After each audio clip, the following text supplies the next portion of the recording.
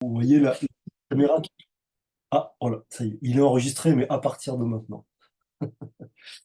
Alors, le programme, si il veut bien s'afficher. Euh, c'est un déroulé de webinaire assez classique, hein. On sera jusqu'à 15h30. On a souhaité, avec le RCC Aura, varier les regards et s'appuyer sur des intervenants dans différents contextes. On aura après ce petit temps de présentation que je suis en train de faire, Cécile Bussière, euh, chargée de plaidoyer au réseau Compost Citoyen, qui nous parlera de l'étude des coûts du compostage partagé qui avait été réalisée en 2021 et qui est toujours particulièrement d'actualité. Donc, elle nous la présentera. Ensuite, on aura Bertrand Livet, qui est en charge de tout ce qui est matière organique au sens très large du terme, au Valtom dans le département du Puy-de-Dôme, un syndicat de traitement, qui nous présentera le schéma départemental de gestion des biodéchets, évidemment sur le volet coût et performance. Et ce qui sera intéressant avec Bertrand, c'est qu'on va voir les résultats, en particulier en termes de coût, 5 ans après la mise en place de ce schéma.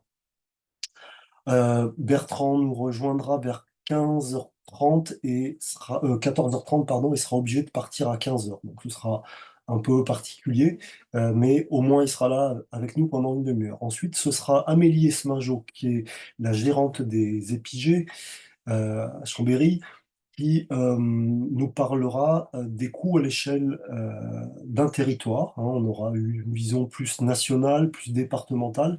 Là, on sera plus sur une vision agglomération, mais avec aussi le regard d'une structure prestataire. C'est intéressant d'avoir le regard côté collectivité, côté réseau, mais là, ce sera le regard d'une structure prestataire sur le compostage de proximité.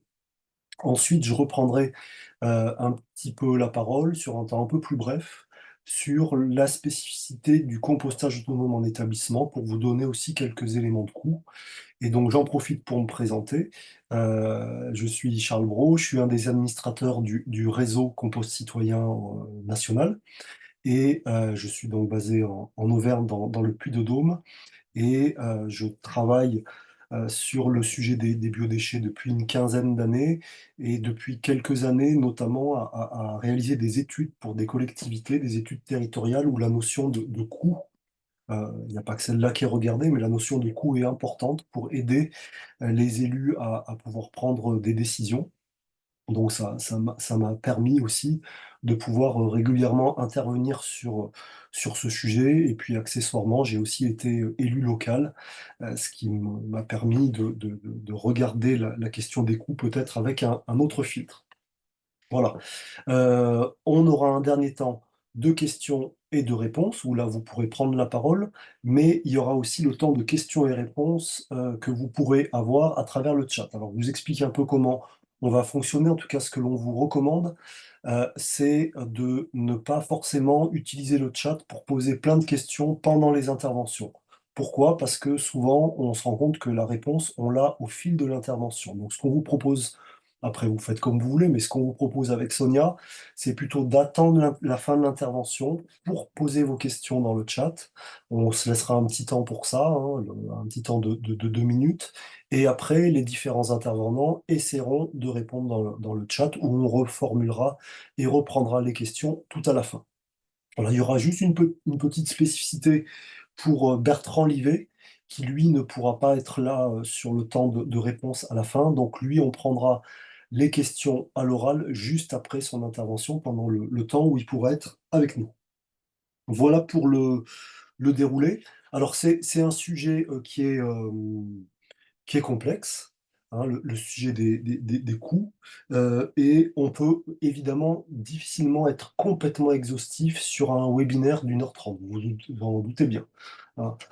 Il faudrait avoir des formations spécifiques, voire des séminaires spécifiques sur ce sujet pour vraiment pouvoir creuser des questions. Donc, Il y aura peut-être un peu de frustration, chez vous, mais on a quand même, je pense, des interventions avec des intervenants qui ont bien bossé le sujet et qui a priori devraient, vous apporter des réponses à la plupart de vos questions.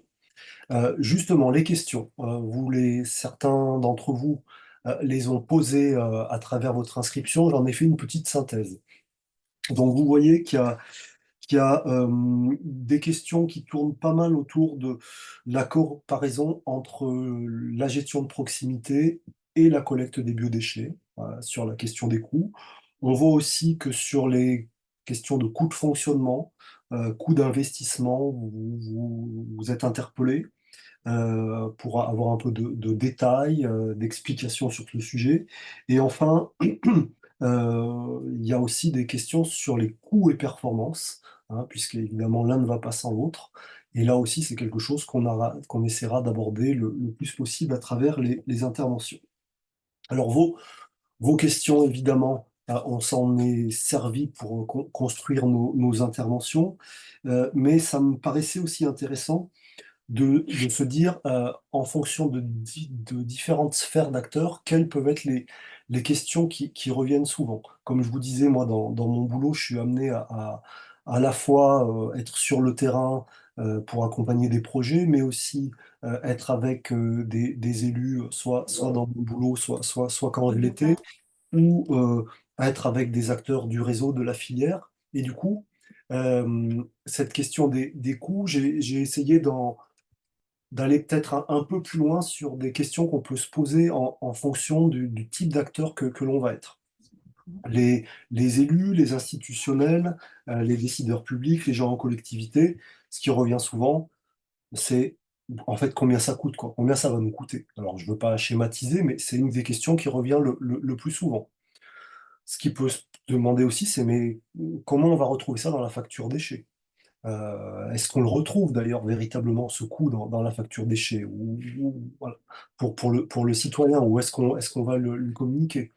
Et puis ce qui revient aussi, c'est, collecte, gestion, c'est quoi?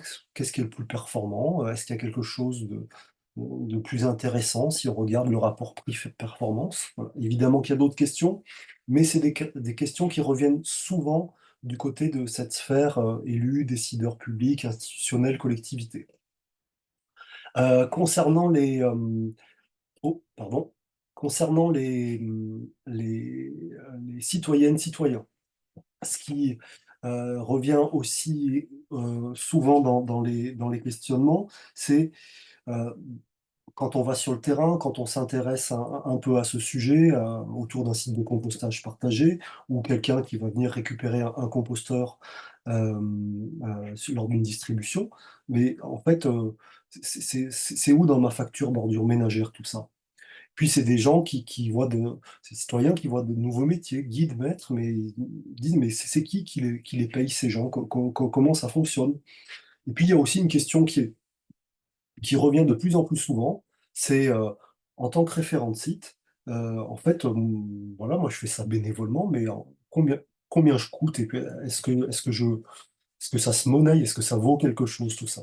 Je pense que ce sera aussi quelque chose qui sera un peu abordé à travers certaines des interventions.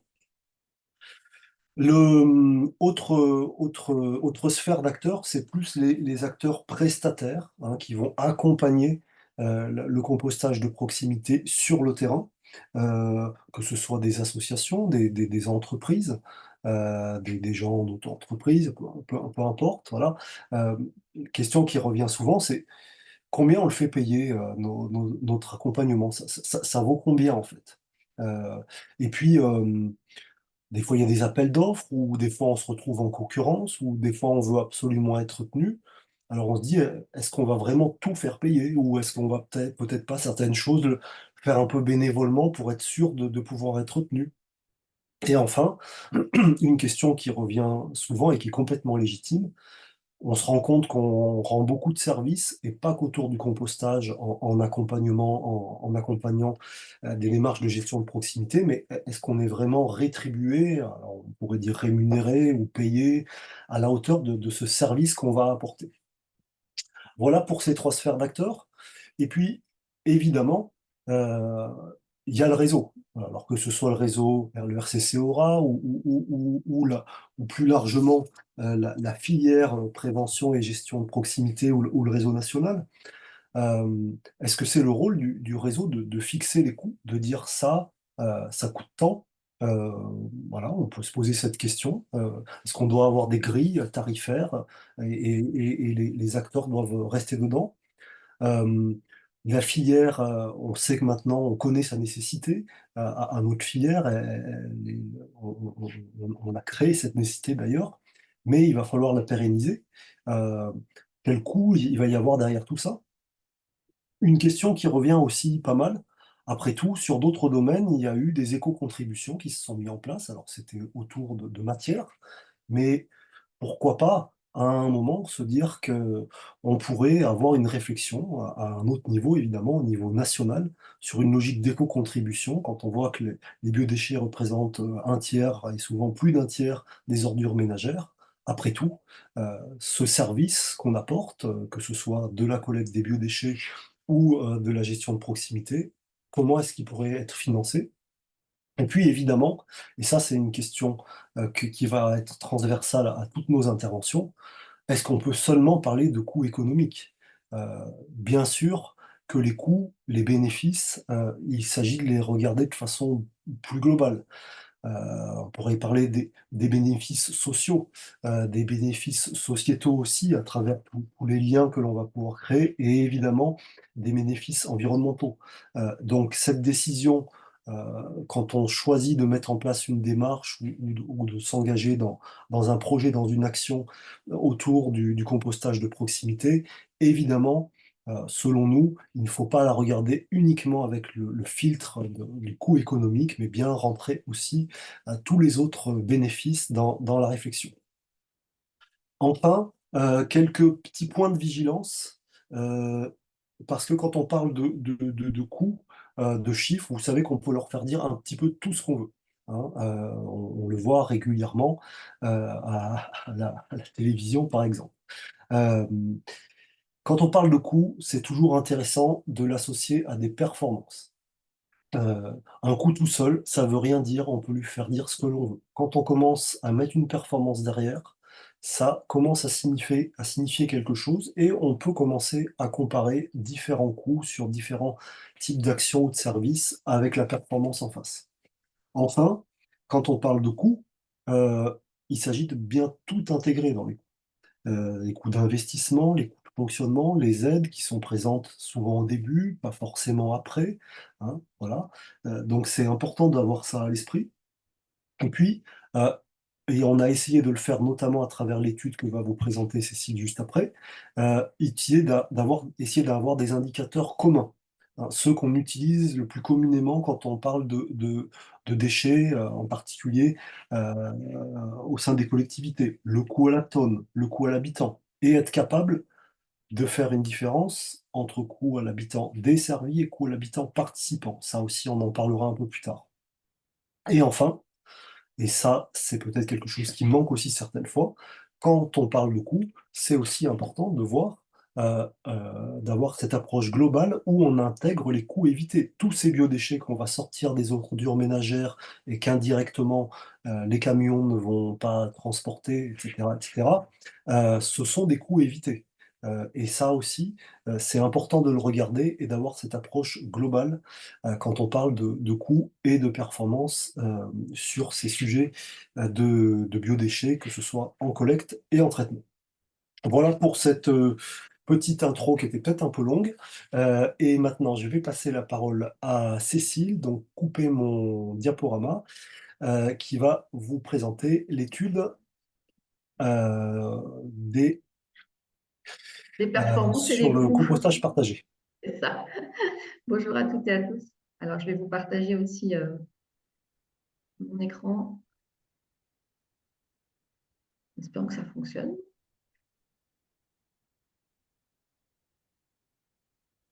Est-ce que vous le voyez bien? Et bon, Cécile, merci. C'est bon? Peut-être en diaporama, ce sera plus simple. Euh, c'est ma faute. Je ne me suis pas mis en diaporama. Alors, mais je ne pourrais pas le partager après. Compliqué ça. Est-ce que là, vous... Non, vous ne le voyez pas. Je n'ai pas trouvé la solution. On va faire... Beaucoup plus Cécile, ouais. Hop, Tant pis. voilà. Impeccable. Très bien. Alors comme l'a dit Charles, je vais vous frustrer un petit peu parce qu'effectivement, on a un petit peu peut-être peu de temps pour présenter cette étude qui est vraiment complexe et très riche. Donc, je vous invite en fait à la lire, à prendre du temps pour l'étudier et pour la regarder après ce webinaire. Moi, je vais vous la présenter de manière très globale et assez succincte. Donc, cette étude, elle a été réalisée sur les données de 9 collectivités pour l'année 2021. Donc, il faut bien avoir à l'idée qu'il s'agit de données qui ont été recueillies en 2021. Donc, effectivement, depuis, il y a eu des évolutions, il y a eu des augmentations de coûts. Donc, le contexte aujourd'hui n'est pas tout à fait le même. Il faut avoir ça à l'esprit. Et sur la comparaison avec la collecte séparée, les données qui ont été prises sur la collecte séparée sont aussi des données qui datent de 2021. Et donc, à l'époque, il y avait encore peu de collectivités qui faisaient de la collecte séparée. Donc, il faut avoir gardé à ça à l'esprit pendant en tout cas, quand vous lisez l'étude de coût. Alors, je vais passer rapidement sur le contexte et les objectifs de l'étude pour essayer de rentrer un peu plus dans le vif du sujet. Donc, le contexte, je pense que vous le connaissez, c'était l'obligation du tri à la source. Donc, au 1er janvier 2024, instaurée par la loi de transition énergétique pour la croissance verte, puis la loi AGEC en 2020.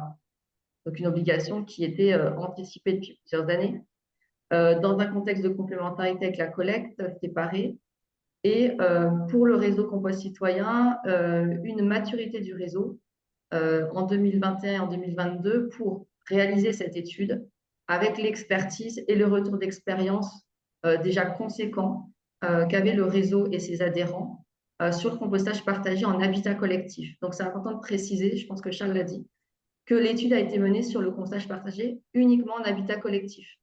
Donc, toutes les données qui sont dedans, en fait, sont calculées par rapport à ça, notamment par rapport aux habitants. On parle toujours en pourcentage d'habitants sur l'habitat collectif.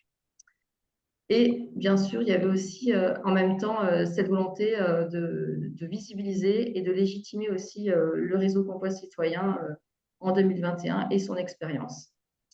Une dizaine de territoires, enfin 9 territoires ont été choisis, je vais vous les détailler après, avec l'objectif de cibler en priorité les zones urbaines et les métropoles. Donc, je vais le réexpliquer après sur l'échantillon. Et de prendre des collectivités qui avaient une vraie expérience, donc un vrai recul. Certaines ont commencé à mettre en place du compostage partagé en habitat collectif depuis 2006.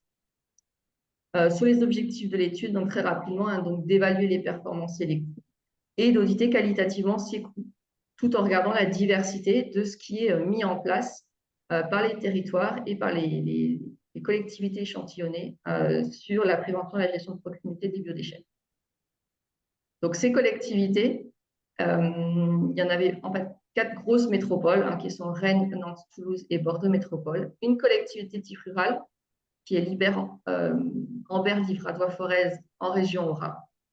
Et vous aviez aussi 4 intercommunalités qui étaient plutôt en mixte urbain et 2 en urbain. Et donc, comme on peut le voir sur la prise chronologique, certaines collectivités avaient commencé déjà assez tôt, notamment Rennes, par exemple, en 2006, à installer du compostage partagé en habitat collectif. Alors, pour rentrer vraiment dans l'étude elle-même, je vous propose de regarder ce que nous, on appelle la synthèse de la répartition du budget par poste de dépense. Donc, cette étude, elle est très complète. Elle analyse à la fois les performances de coûts, les performances de kilos détournés par rapport aux ordures ménagères par habitant desservi et par habitant participant. Analyse aussi chaque poste de dépense. Et donc, cette synthèse-là que vous voyez, elle permet en fait de voir où se concentrent les coûts pour ces collectivités. Et donc, ce qui est intéressant et ce qu'on peut mettre tout de suite en lumière, c'est que c'est l'humain, en fait, c'est l'ingénierie, vous le voyez à 68%, qui occupe, en fait, finalement, c'est le principal poste de dépense des collectivités qui ont été échantillonnées sur le compostage partagé en habitat collectif. Contrairement au matériel, et ça, c'est quelque chose sur lequel on peut revenir, c'est-à-dire qu'on a souvent cette idée reçue que le matériel coûte cher, que c'est ça qui va finalement impacter le budget. Et bien en fait, pas du tout. C'est vraiment la partie humaine. Donc l'ingénierie, ça comprend le temps des agents, les missions sur le terrain, le dimensionnement, l'installation et le suivi des sites. On pourrait presque y ajouter la partie formation qui représente finalement aussi du temps humain. Donc c'est vraiment cette partie-là qui a été mise en avant sur cette étude et qui montre voilà, l'importance à la fois des aspects professionnels, la formation, le temps d'agent, l'embauche, la formation et tout cet accompagnement humain aussi, donc bien sûr d'accompagnement de l'installation des sites et du suivi des sites. Donc cette synthèse, elle permet vraiment de mettre le doigt finalement sur les endroits où ces collectivités ont mis le plus de budget. Et peut-être que du coup, si vous posez des questions sur où est-ce que finalement il faut que je mette davantage de budget dans cette solution-là, vous avez un petit peu les réponses sur cette synthèse. Sur les indicateurs financiers, je me suis concentrée sur les 4 grandes métropoles. Et ce graphique, il vous permet en fait de voir sur les 4 grosses métropoles de l'échantillon, quelles sont en fait les répartitions. Donc, ça suit un petit peu la synthèse qui était juste avant, hein, les répartitions des différents postes au niveau des coûts. Voilà. Pour des performances qui sont en fait pas forcément très, très éloignées. On est sur des grosses métropoles qui ont un petit peu des profils similaires, parfois avec des coûts par habitant participant légèrement différents, mais voilà, ça représente un échantillon intéressant pour montrer que, comme on l'a dit tout à l'heure, tout ce qui est opérationnalité des sites, gestion de suivi installation, représente pour la plupart des collectivités une grosse part en fait de leur budget. Et c'est intéressant de remarquer par exemple que Bordeaux Métropole investit énormément dans la formation. Donc peut-être que voilà, Bordeaux a l'habitude de proposer régulièrement, par exemple, des formations référentes sites, des formations guide composteur. Donc, en fait, c'est un exemple d'une collectivité qui a des bonnes performances et qui mise énormément sur la formation, montrant que voilà, la formation est l'humain, la formation est un des points clés, en fait, à la fois d'une gestion maîtrisée des coûts et de performances intéressantes. Alors, j'en reviens aussi à une des questions que vous vous posiez, je pense que vous étiez nombreux à vous poser, c'est la comparaison avec la collecte séparée. Parce qu'un des objectifs de l'étude, c'était effectivement d'avoir des éléments de comparaison pour montrer en quoi la gestion de proximité, en quoi le compostage de proximité partagé en habitat collectif, en tout cas pour l'étude, mais en tout cas le compostage partagé, comment il se situe en fait par rapport au coût médian de la collecte séparée. Et là, je pense que vous le voyez, c'est assez flagrant, en tout cas sur l'étude, c'est qu'on est sur des coûts bien moindres entre le coût par habitant desservi. Donc, vous le voyez sur le compostage, on est à 4,80 € et on est aux alentours de 23 € par habitant desservi. Donc, c'est toujours un chiffre médian pour la collecte. Sachant qu'aujourd'hui, dans le contexte actuel, ces coûts seraient peut-être à revoir, notamment sur la collecte, puisqu'on sait qu'on a des coûts aujourd'hui de carburant, de matériel qui sont plus élevés qu'en 2021. Ceci dit, voilà, ces coûts restent, en tout cas, ces indicateurs restent quand même d'actualité aujourd'hui. En tout cas, ça vous permet d'avoir des repères. Et ce qui est intéressant aussi, c'est de regarder ce que vous avez en fait en surligné, c'est-à-dire à la fois le coût par tonne détournée, qui finalement n'est pas forcément très différent entre la collecte séparée et le compostage de proximité. Et au niveau des kilos détournés, donc tout à l'heure, on a parlé de la différence entre habitants desservis et habitants participants. Donc, si on se fixe uniquement sur les habitants desservis, on remarquera, et notamment sur le petit tableau en bas, qu'en collecte, on est plus performant. En moyenne, on est plus performant sur le volume, en fait, sur les kilos détournés par an et par habitant desservi. Sachant qu'on se rappelle qu'en 2021, il y avait très peu d'exemples de collectivités, donc on n'avait pas beaucoup de chiffres sur la collecte séparée. Aujourd'hui, il faudrait revoir un petit peu avec les autres collectes depuis.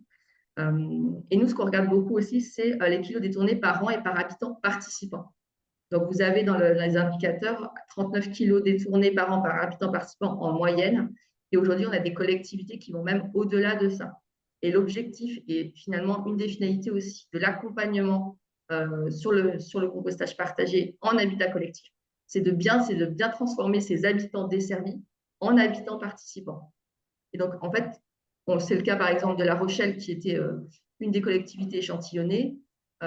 Aujourd'hui, depuis 2021, ils ont encore augmenté leurs kilos détournés par an et par participant. Donc, ils sont autour à peu près de entre 45 et 50 kilos détournés par habitant participant, ce qui finalement nous montre quasiment aux performances de la collecte.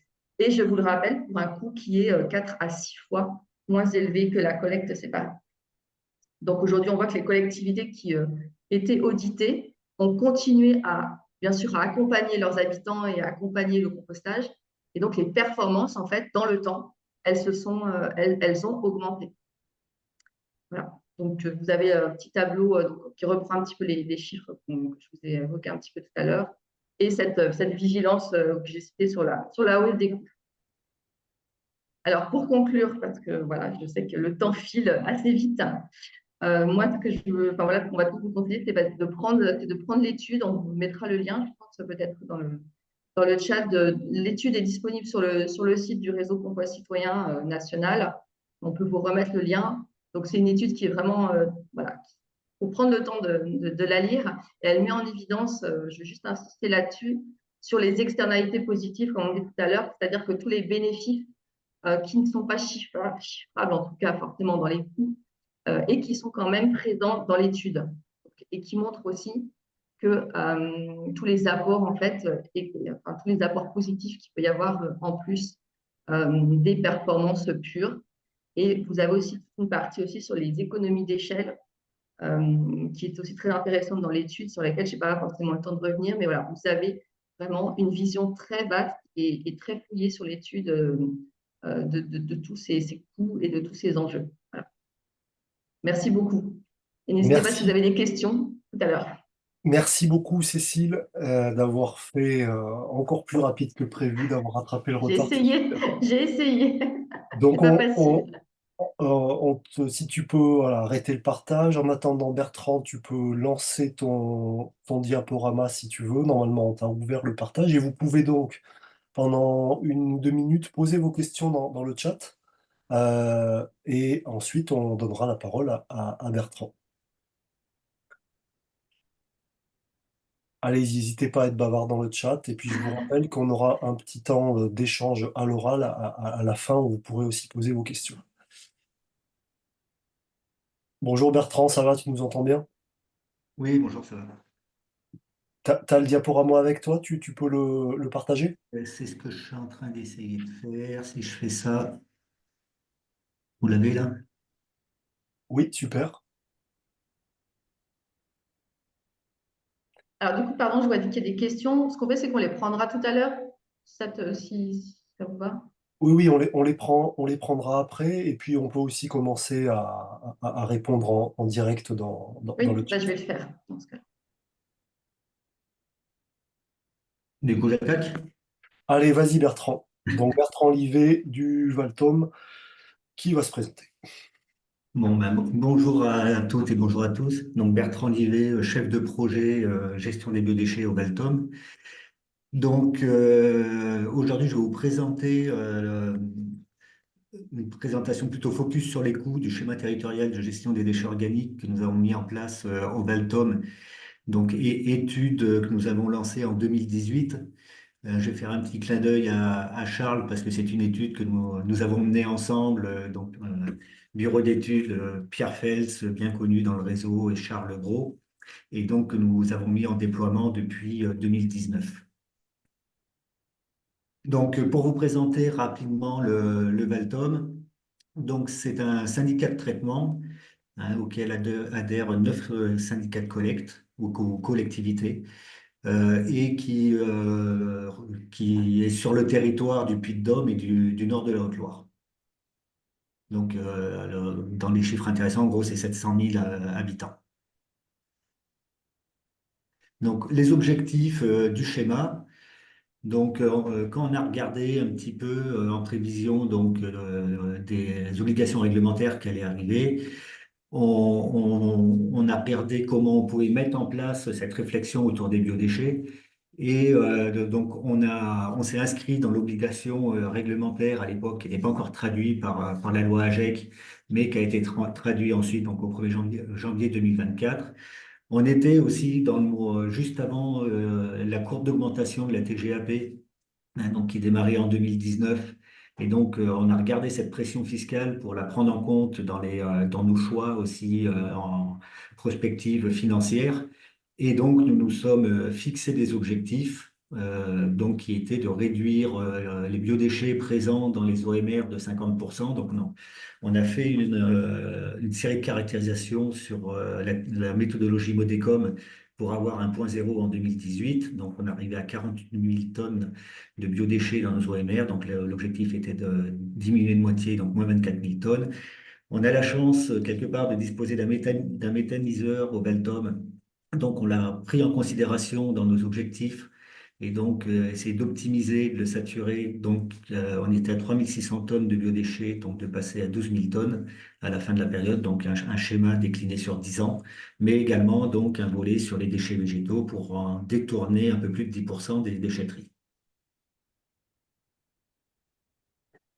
Donc, la façon dont on a conçu notre schéma, finalement, le Valtom, avec ses collectivités adhérentes, avait déjà travaillé sur le sujet biodéchets et on s'est saisi finalement de toutes les différentes actions qu'on avait pu tester sur le territoire. Et on a proposé à nos collectivités adhérentes un catalogue d'actions, j'ose dire, hein, qui va de la lutte contre le gaspillage alimentaire à la collecte et au compostage, donc sous toutes ses formes. Et en fait, la façon dont on a conçu la chose, c'est vraiment d'essayer de faire du cousu main. On sait que les biodéchets, on dit souvent que c'est vraiment à gérer en proximité. Donc, on a proposé toutes ces actions à la collectivité. On leur a demandé d'en régler les curseurs, en fait, de choisir les actions qu'ils voulaient mettre en place, d'en régler les curseurs pour arriver aux objectifs que nous avions fixés ensemble.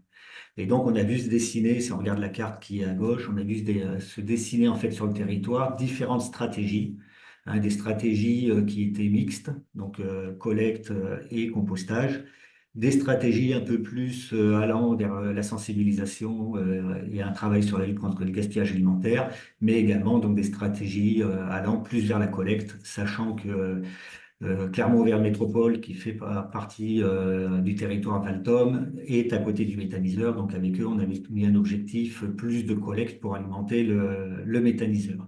Et on voit aussi, comme sur le site Histoire Brio, des stratégies un petit peu mixtes hein, qui sont apparues également. Pour ce faire, en fait, on a tout de suite identifié en discutant avec Pierre et Charles la nécessité, en effet, de mettre en place ce qu'on avait appelé à l'époque un réseau de guides et maîtres composteurs. Et lorsqu'on a déployé l'étude, en fait, le choix du Valtom a été de partir sur des agents formés. Donc, on a le Valtom dès le départ, en fait, pour lancer la dynamique sur l'ensemble des territoires, a embauché directement des agents localement sur nos collectivités pour que au moins chaque collectivité puisse disposer d'un guide et d'un maître composteur formé. C'est-à-dire on est parti à estimer les moyens en fait dont on avait besoin en accompagnement agent en ETP pour déployer ce schéma. Nous sommes arrivés sur un chiffre de 32 ETP et donc 9 agents ont été mutualisés et financés par le Valtom. Comme je le disais, c'est des agents qui ont été recrutés mais formés dans les règles de l'art, on va dire aujourd'hui, guides et maîtres composteurs, et tous diplômés dans ce sens-là. Donc sur la prospective financière que nous avions élaborée à l'époque, en fait, si nous avons choisi l'objectif à moins 50%, c'est qu'en prenant compte des coûts, en fait, on s'est aperçu qu'avec cet objectif-là, on pouvait être à ISO-coût. C'est-à-dire qu'à moyen constant, sur la période de 2019 à 2024, aujourd'hui c'est un peu décalé avec le Covid, on estimait un coût de collecte, de gestion des biodéchets dans leur ensemble à 46,8 millions d'euros sur la période. Et lorsque, en fait, nous traduisions les coûts d'action à mettre en place, mis en parallèle des coûts évités, on les détaillera tout à l'heure, on est arrivé sur une somme à peu près équivalente. Donc le choix qui a été fait par les élus finalement du territoire, suite à cette étude, ça a été de se dire, voilà, de toute façon, qu'on y aille ou qu'on n'y aille pas, on aura le même coût.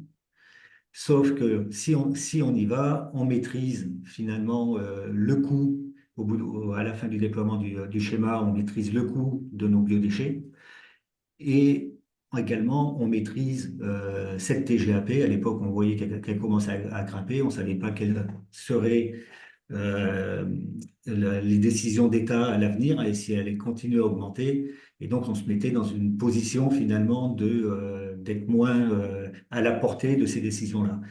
Et donc, et ce qui a été aussi fléché par nos élus, c'est donc le fait de déployer cette cellule de déchets, donc ces agents. Donc, pour rappel, le Valtom mettait 9 agents directement en place sur les territoires et chaque collectivité donc s'était engagée à compléter les agents en fonction des besoins identifiés. Donc voilà, donc du coup, ça nous permettait de créer également des emplois sur le territoire à Isoco.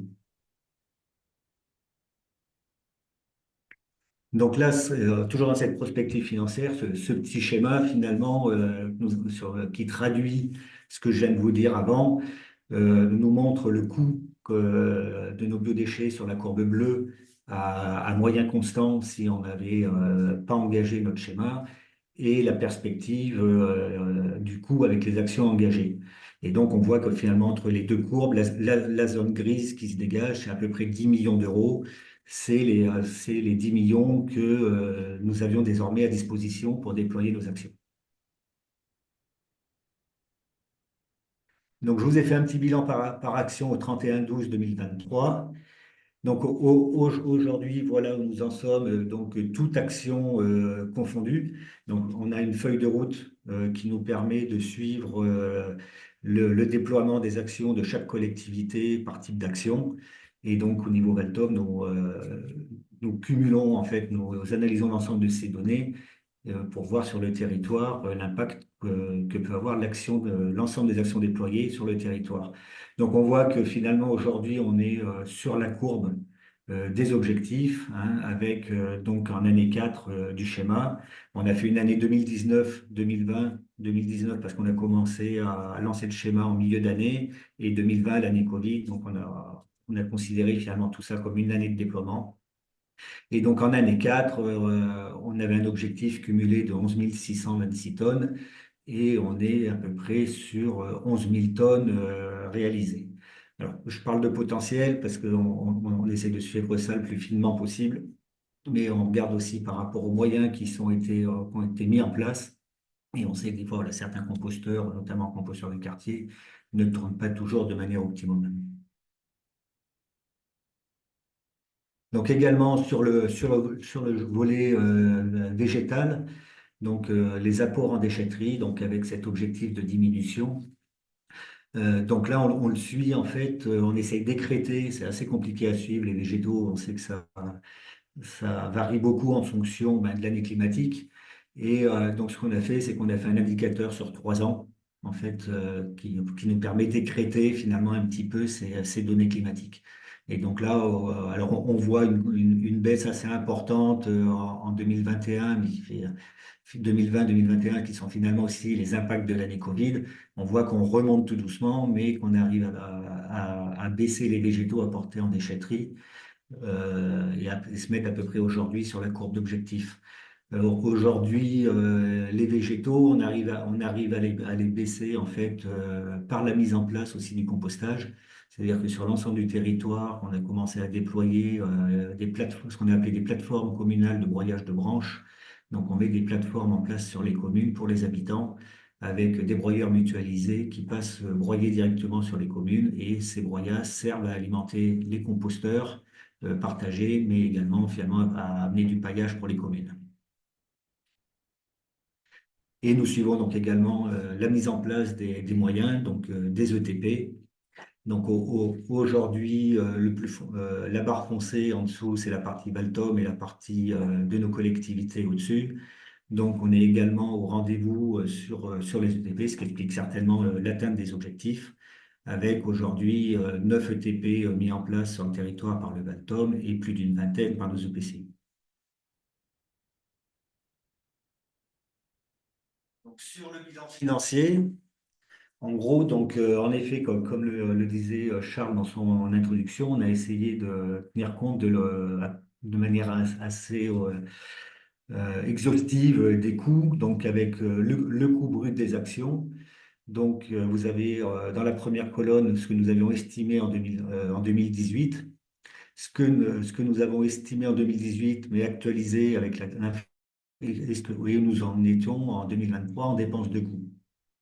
Donc, sur le coût d'action brute, aujourd'hui, on a dépensé quasiment 9 millions. Ensuite, on a regardé tous les coûts évités, donc la réduction du coût de traitement des biodéchets, TGAP incluse. Donc là, on a un gain de 3,5 millions. Les coûts évités, donc via le transport, là, on est à peu près à 600 000 euros. Les coûts évités, qui sont là des coûts plutôt des gains grâce à la production de biogaz dans le méthaniseur qui nous rapporte aujourd'hui presque 400 000 euros en plus, mais également donc, les coûts évités sur les traitements de végétaux.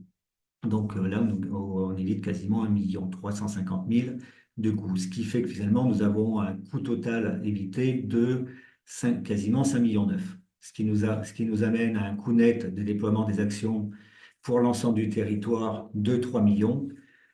Et là-dessus, nous devons enlever également donc, les subventions dont nous avons pu bénéficier. Donc, à la fin 2023, nous avions 1 million, presque 1,3 million de subventions encaissées par le Valtom ou nos EPCI. Il nous reste encore des subventions acquises pour venir financer les actions que nous sommes en train de déployer en 2024.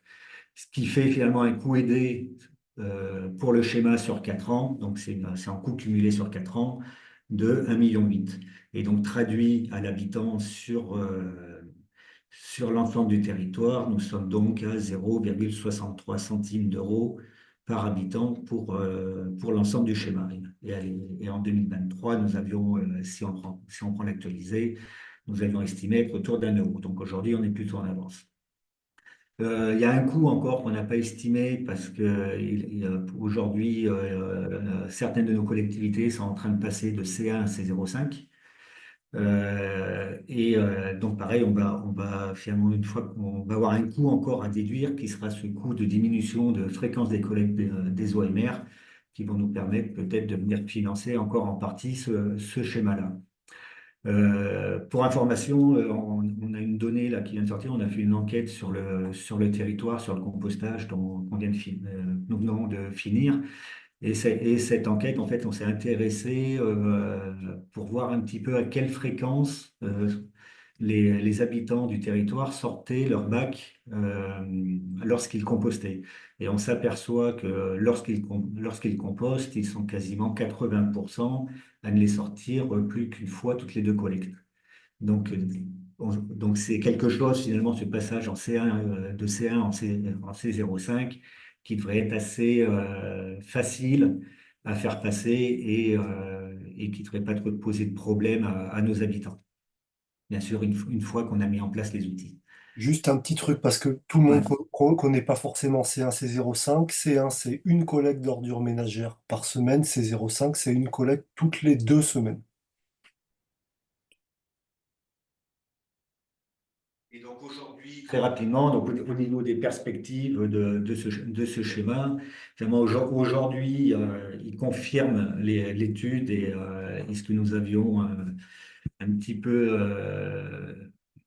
initié et la stratégie, finalement, la vision qu'on avait de ce schéma-là, qui nous permet de maîtriser les coûts aujourd'hui et pouvoir faire face beaucoup plus facilement en cas d'une nouvelle hausse de la fiscalité, qui nous permet d'avoir des recettes supplémentaires, mais également donc une opportunité socio-économique avec cette trentaine d'emplois créés sur le territoire, et ce qui nous permet d'avoir investi finalement quasiment à coût équivalent sur ce schéma d'économie circulaire.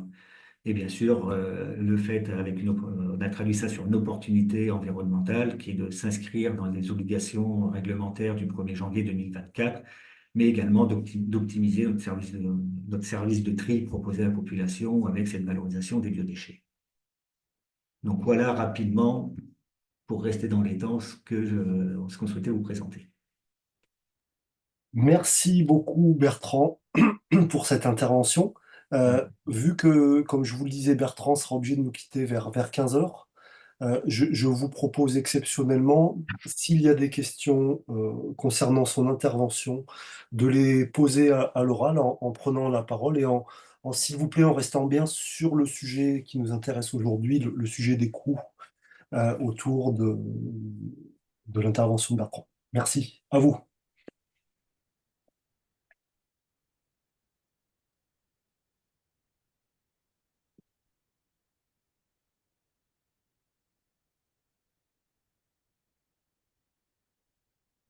Vous n'arrivez pas à rebrancher votre micro ou vous n'avez pas de questions?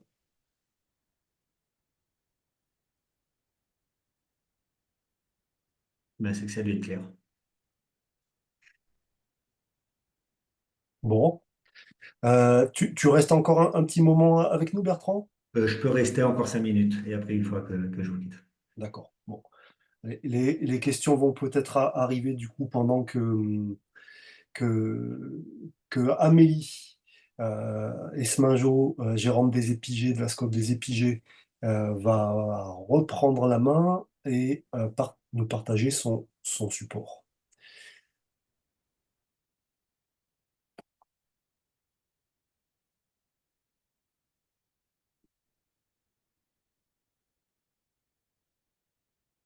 Bon, bah écoutez, s'il n'y a pas de questions pour Bertrand, en tout cas, je n'en vois pas dans le chat non plus. C'est que comme tu le dis, tu as dû être parfaitement complet. Et on va passer à Amélie qui va se présenter. À toi, Amélie. Oui. Est-ce que vous m'entendez du coup? Est-ce que c'est bon, Charles, au niveau Impeccable, du... on t'entend très bien. Ok. J'ai juste un petit réglage à faire au niveau... Voilà, je passe comme ça. Alors oui, bonjour à tous et à toutes. Du coup, Amélie Esmangeau, donc je suis effectivement gérante de la SCOP Les Épigées. Nous sommes nos bureaux sont sur Chambéry, mais nous sommes basés et nous intervenons sur 2 territoires, dans le Puy-de-Dôme et en Savoie. Nous accompagnons depuis plusieurs années les collectivités donc sur le déploiement du compostage de proximité, avec donc installation de sites en établissement et en pied d'immeuble et quartier, puis un pôle formation sur les formations du référentiel PG Prox, mais aussi des formations autres. Nous avons des accompagnements jardin, animation atelier jardin, et puis nous sommes aussi connus pour notre plateforme de suivi des sites de compostage Logiprox. Voilà. Nous œuvrons depuis plusieurs années donc pour la valorisation et le retour au sol de la matière organique. Donc on est vraiment là effectivement sur la mise en œuvre de solutions locales et citoyennes. Nous sommes 9 aux épigées pour information. Grand Chambéry donc a fait partie des 9 collectivités qui ont participé à l'étude initiale là, lancée par le réseau Compost Citoyen dont Cécile nous a parlé en début de présentation. Qui a été recueilli par donc, les entretiens téléphoniques menés donc, sur les données de 2021, comme ça a été précisé, avec, je le redis peut-être, mais donc le calcul et les données qui sont issues des coûts sur les sites en fonctionnement en 2021, mais aussi sur l'installation des nouveaux sites, le suivi et la maintenance de ceux qui avaient été installés sur les années précédentes. Effectivement, les coûts ont évolué en quelques années puisque sur notre territoire, la collecte donc, est déployée depuis 2023, depuis septembre 2023. Donc Grand Chambéry, c'est un territoire de 135 000 habitants environ. On a la particularité d'avoir toute une partie de notre territoire qui sont les Bauges, donc de territoire de montagne. Et puis pas mal de communes semi-urbaines avec un centre urbain, donc Chambéry. Le compostage partagé s'y est développé assez précocement en France en 2009, hein, avec un rapide déploiement. Donc, avant les Épigées, il y avait donc l'association Compost Action. On œuvrait pour le déploiement de l'installation de ces sites de compostage partagés en pied d'immeuble, puis en quartier. Et donc, nous sommes prestataires depuis 2010 de Grand Chambéry sur l'installation des sites, le suivi technique, la formation des référents selon le référentiel et l'animation de réseau des référents. C'est à peu près, je détaillerai un peu plus tard, mais c'est à peu près les 4 grands pôles de notre marché public avec Grand Chambéry. 153 sites actifs, donc 4 fois plus que ce qu'on avait pendant la période de l'étude en 2021, sur les données de 2021. Nous avons aussi peut-être cette petite particularité d'avoir installé assez rapidement sur le territoire des sites de quartier, en plus donc des sites en pied d'immeuble, qui nous ont assez rapidement questionnés sur leur fonctionnement, sur l'exutoire du compost, sur ces sites de quartier donc, qui demandent pas mal de temps bénévoles, citoyens, des référents de sites, puisqu'on a eu assez rapidement donc, des sites qui ont explosé, où on avait parfois des transferts de bacs tous les 10 jours ou toutes les 2 semaines. Voilà, donc cette petite particularité, je la nomme puisque quand la collecte a commencé à arriver sur Chambéry, on a attendu, alors c'est le déploiement en centre-ville urbain arrive seulement maintenant, mais en tout cas, il y a eu la collecte aussi comme solution complémentaire et qui, avec l'objectif de soulager ces sites de quartier, et ça a été réfléchi au niveau de Grand Chambéry, effectivement, pour déployer des points d'apport, particulièrement dans les zones urbaines denses et un peu moins dès qu'on s'éloignait et plus du tout donc dans les communes des Bauges, où là, le compostage de proximité donc sera exclusif comme solution de valorisation.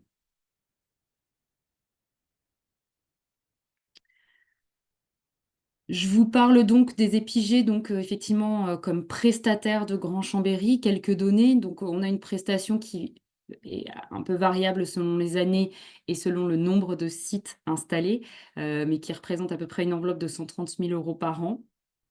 On est 2,5 ETP, maîtres composteurs formés aux épigées. Là aussi, c'est un peu variable selon les années et vous verrez que, plus les années passent, plus, ce nombre, a été, plutôt variable et plutôt en deçà puisque, l'arrivée de la collecte fin 2023 a montré que nous n'avions plus ou très peu de sites en projet, uniquement donc des nouvelles demandes, sur les communes où, comme je le disais, dans les Bauges, par exemple, il n'y aura pas de collecte de biodéchets, mais on a tout un travail à faire, du coup, de communication assez important pour pouvoir mettre à jour et proposer de nouveaux sites de compostage. Je reviendrai dessus un peu après.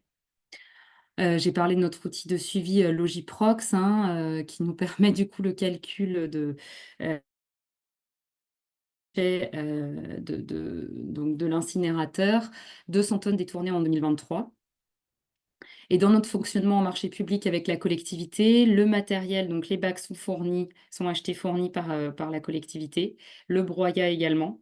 Voilà, on se charge à peu près de tout le reste, mais donc il y a bien 1,5 personne, alors répartie, puis mes chiffres sur les ETP à Grand Chambéry seraient à préciser, mais que ça représente à peu près 1,2 ETP à Grand Chambéry sur le compostage de proximité, compostage partagé et en établissement.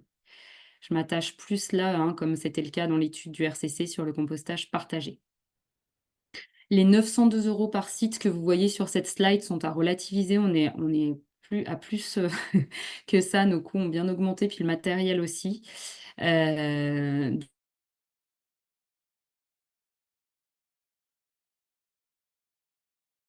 Malheureusement, pour le webinaire d'aujourd'hui, vous le verrez, je n'ai pas pu avoir de données précises chiffrées sur la collecte. Je vous en parlerai un petit peu plus tard. Donc, mes chiffres ne sont pas tout à fait actualisés comme c'était prévu.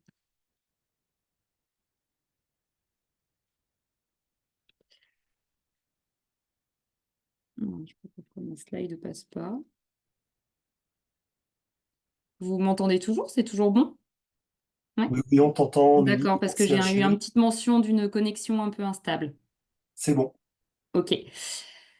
Donc, la méthodologie adoptée aux épigées depuis 2010, évidemment revisitée depuis 14 ans, mais en tout cas, on a quand même toujours des piliers assez forts, c'est l'accompagnement dans le temps des habitants. Cécile Buissière nous parlait donc des coûts liés au temps, à l'ingénierie vraiment de la conduite de projet, de la formation, de l'accompagnement des habitants. J'insiste particulièrement là-dessus, puisque dès le départ, dès le diagnostic, jusqu'au suivi les années suivantes, une fois que le site est installé. C'est vraiment quelque chose d'important dans notre méthodologie. On y passe du temps et donc ça a des coûts en tant que structure prestataire, évidemment. Tout ce temps passé auprès des habitants. Évidemment, on essaye de doser ça et de pas forcément passer, voilà, boire le café ou rester des heures à écouter les référents de sites, mais le temps humain, vraiment n'est pas à négliger. On passe sur un site, il y a toujours des habitants qui passent à ce moment-là, qu'on essaye de sensibiliser. Les référents de sites, eh ben, en fait, ils font ce travail de service public en tant que citoyen. L'importance de l'animation de réseau, de pouvoir maintenir un engagement pérenne dans le temps, de pouvoir les accompagner, bah, ça demande aussi d'être à l'écoute, de proposer des choses, d'être voilà, force de proposition d'ateliers. Voilà, j'insiste vraiment sur ce point important. Le matériel, on a toujours œuvré pour avoir du matériel qualitatif, là aussi pour nos référents de site, pour qu'ils puissent travailler dans de bonnes conditions, avec du matériel qualitatif, où on ne s'abîme pas le dos, où les couvercles sont facilement maniables. Donc ça aussi, ça a un coût d'investissement au niveau de la collectivité, mais on œuvre vraiment pour avoir du matériel de qualité, surtout pour les sites de quartier où les manipulations sont très nombreuses. On réfléchit aussi beaucoup à l'exutoire pour le compost. Je vous ai parlé tout à l'heure donc des sites de quartier où des transferts étaient effectués tous les 15 jours, parfois. En attendant la collecte des biodéchets, Grand Chambéry a mis en place, en collaboration avec nous, sur nos recommandations, une gestion externalisée sur une dizaine de sites pour que des agents d'une entreprise en insertion viennent effectuer les transferts de bacs. Ça soulage vraiment beaucoup les référents. Donc voilà, ça c'est un premier point qui a aussi un coût qui a été chiffré par l'agglo. Mais il faut aussi réfléchir à l'exutoire pour le compost. Ça, on y travaille pour l'instant. C'est pas encore tout à fait établi comme processus. Mais en tout cas, dans notre méthodologie, c'est un point important dont on veut tenir compte. Là, je vous ai mis un petit peu plus en détail le temps qu'on passe, mais alors ce sont des références, encore une fois, des chiffres à prendre avec précaution. On passe à peu près 4 jours, donc quand je dis on, c'est l'équipe de maîtres composteurs des épigées, 4 jours sur le diagnostic et l'installation du site. Selon les sites, c'est très variable évidemment. On a des copropriétés pour lesquelles c'est beaucoup plus long parce qu'il y a une certaine réticence. Il faut accompagner là aussi, faire de la sensibilisation, voir du porte-à-porte, parler aux gens, sensibiliser, expliquer, montrer.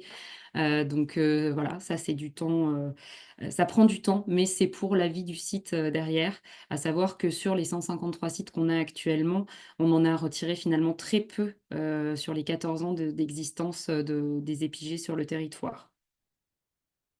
Suivi technique, 2 heures par site et par an, c'est ce qu'on vend dans le marché. C'est pour les sites en copro. En fait, j'ai mis en dessous, bien sûr qu'il y a des coûts et des temps masqués, et je vous le disais, ça ne prend pas en compte le passage sur le site quand on rentre du boulot et hop, on voit qu'il y a un bac, un couvert qui est un peu dévissé, je mets un coup de visseuse. En fait, il y a plein de coûts masqués et c'est là où la structure prestataire a une grosse plus-value parce que connaissance forte du territoire, des acteurs du territoire, voire des habitants. Hop, un petit appel de 10 minutes, j'ai besoin d'un bioseau, on repasse. Donc voilà, ce chiffre, il est vraiment de 2 heures par site et par an à prendre avec beaucoup de précaution parce qu'en réalité, c'est beaucoup plus que ça. Hem, le suivi en quartier donc est plus important et là aussi est assez, minimisé je trouve, dans les chiffres que j'ai trouvés, dans ce qu'on, rempli pour le marché à Grand Chambéry. L'animation de réseau, une demi-journée par mois. En fait, on y passe du temps parce qu'on prépare vraiment un événementiel ou une petite activité, sur une thématique en particulier. Généralement, l'été, c'est en extérieur et l'hiver, on est plus sur un format conférence ou ciné. Mais là, l'engagement de nos référents est en quelque sorte récompensé par ces moments où on fait de l'échange de pratiques et où on leur fait bénéficier du coup d'un temps convivial et événementiel. Donc le déploiement de la collecte des biodéchets, le maillage, donc je vous en ai parlé tout à l'heure, hein, en milieu urbain et semi-urbain. Il y a 250 points de collecte qui ont été, installés là depuis 2023, avec un objectif de 300 à peu près, d'ici la fin de l'année, et ça sera la fin du déploiement. L'approvisionnement en broyat se fait comme pour le compostage partagé, hein. Donc c'est des filières, ça il y a encore beaucoup de réflexions là-dessus au niveau de Grand Chambéry, avec, différents types d'approvisionnement, à la fois en interne à Grand Chambéry, mais aussi parfois en complément, acheté, quand il y a pas suffisamment de ressources. On est sur un coût de 1 350 € hors taxe pour un point de collecte, donc ce sont des collecteurs grutables. Donc, hein, vous le voyez sur la photo avec une espèce de gros crochet, et un camion de collecte donc qui vient soulever et vider, dans le camion. Il faudrait que, une personne de Grand Chambéry le confirme, mais avec une tournée, assez, enfin voilà, de tous les 15 jours, une séquence et le bac de broyat donc plus petit où les habitants viennent, donc quand ils viennent vider leurs biodéchets, remplissent, mettent un petit peu de broyat, un peu sur le même principe que le compostage partagé. La volonté de Grand Chambéry, ça a été d'uniformiser les consignes, pour le compostage partagé et le compostage, et le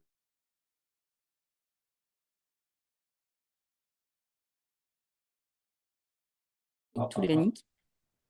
C'est bon, on t'a retrouvé, Amélie, c'est bon. Ça avait coupé beaucoup?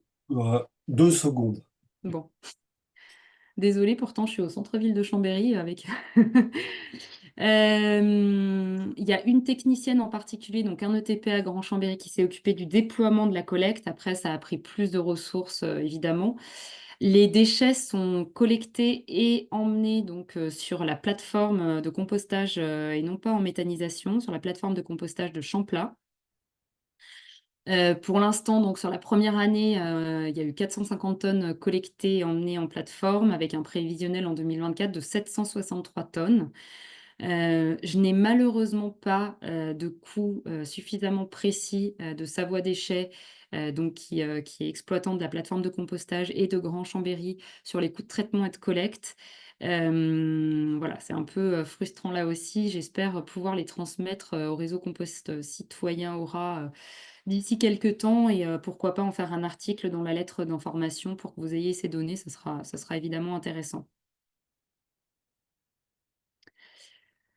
Pour conclure, donc on est bien sur Grand Chambéry sur une complémentarité des solutions, hein, de valorisation des biodéchets, collecte et compostage de proximité.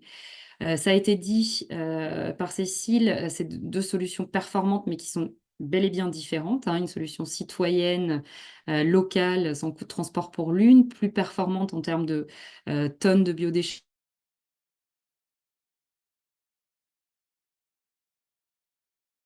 Chambéry, elle est venue soulager les sites de quartier, mais elle est venue aussi quand même mettre à mal le compostage de proximité.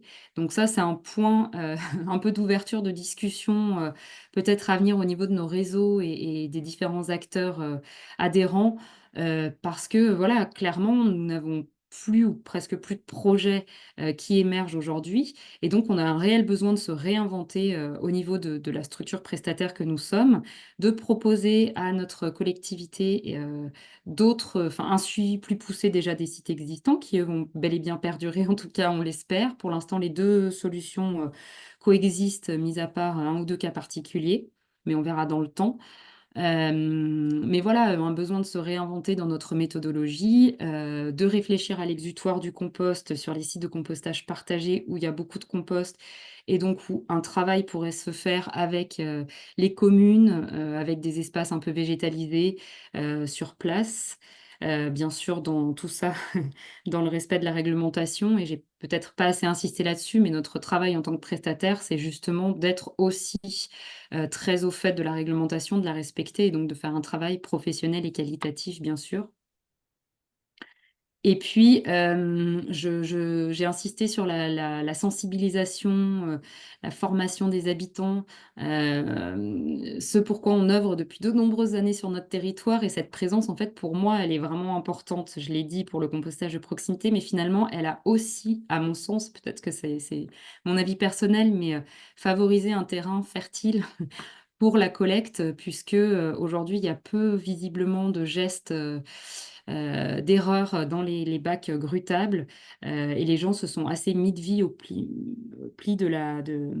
des sites grutables, voilà. Donc encore une fois, pas assez de recul pour vraiment en tirer des conclusions précises, mais cette sensibilisation et cet accompagnement des habitants, sur le territoire, par notre structure, je pense, compte aujourd'hui sur la gestion globale des biodéchets, que ce soit collecte ou compostage de proximité.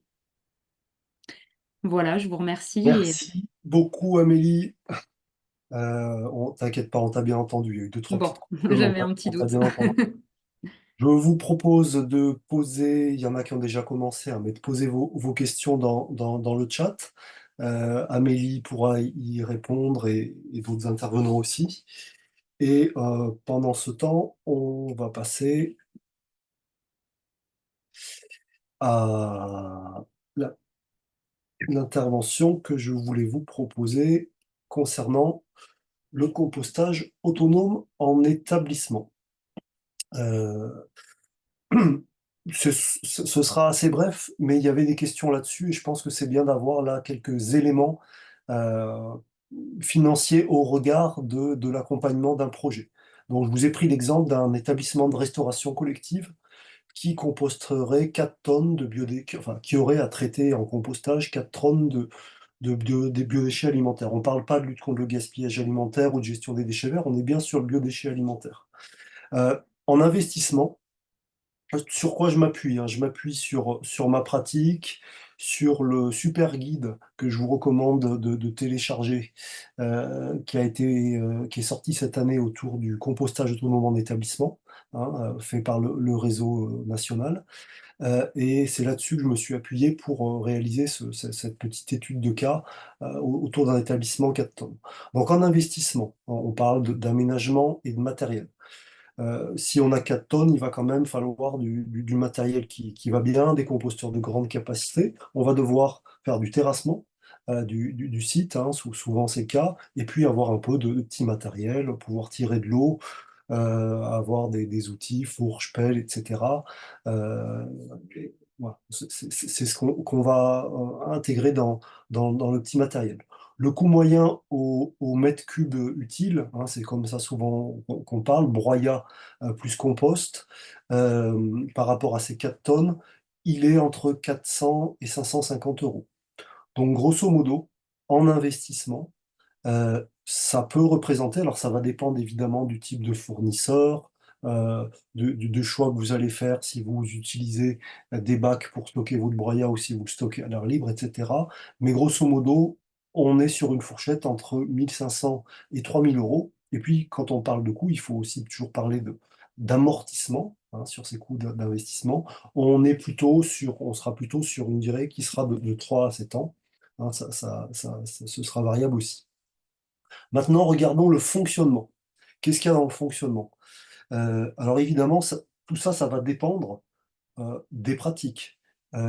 Certaines structures, certaines collectivités, comme l'a dit Amélie, vont particulièrement respecter la réglementation, et puis d'autres, et on peut le regretter, vont prendre des largesses avec la réglementation, et puis pas forcément respecter toutes les étapes pour qu'un site de CAE se mette bien en place et se pérennise. Euh, il va forcément y avoir un diagnostic paramètre composteur. Le temps, là aussi, va être variable. Je ne peux pas vous mettre une indication de temps. Certains vont y passer un jour, d'autres vont y passer une semaine, voire même plus. Hein, donc, voilà, ça va en termes de temps et du coup de coût, ça va varier. L'accompagnement à la mise en place, c'est aussi un temps à ne pas négliger, hein, rencontrer les différents acteurs, etc., toutes les réunions de concertation, toutes les parties prenantes qui vont devoir être sensibilisées à la mise en place de ce projet. Le structurant, sur certains territoires, il est payant, mais ne serait-ce que de le faire venir, de l'avoir régulièrement, tout ça, ça a un coût parce que c'est du temps passé. les référents de site, qui sont évidemment formés par un organisme de formation charté, si on fait les choses comme il faut.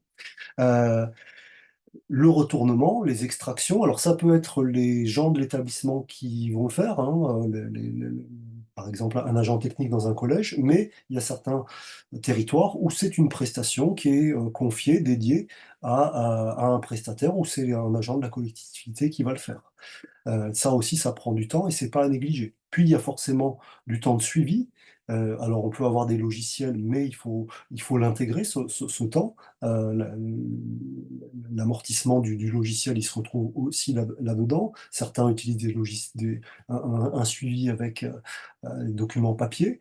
On peut créer un réseau de référents de sites. Si on a différents sites, il va falloir l'animer. Ce réseau, c'est aussi un temps à intégrer. Donc, grosso modo, le temps que l'on va prendre, là aussi c'est une moyenne, ce que je vous dis par rapport à ce que j'ai pu observer, sur la première année, l'année de mise en place. Ça va dépendre de l'expérience, du savoir-faire, de la complexité du projet, mais on peut dire que c'est entre 4 et 10 jours passés. Donc, en fonction de ce que vous faites, si vous êtes collectivité ou si vous êtes prestataire ou si vous travaillez ensemble, eh ben forcément, le coût va varier en fonction du nombre de jours que vous allez passer. Et puis forcément, en année 2, 3, etc., où on va plus rentrer dans un suivi de routine, là, c'est peut-être 1 à 2 journées par an qui vont être passées en termes de suivi, mais peut-être aussi de formation de nouveaux référents de site qu'on va intégrer dans un réseau, etc., ou de renouvellement aussi de matériel, ça peut arriver au bout de quelques années. Voilà. Donc, c'est des éléments à avoir à l'esprit quand on parle de coûts en compostage autonome en établissement.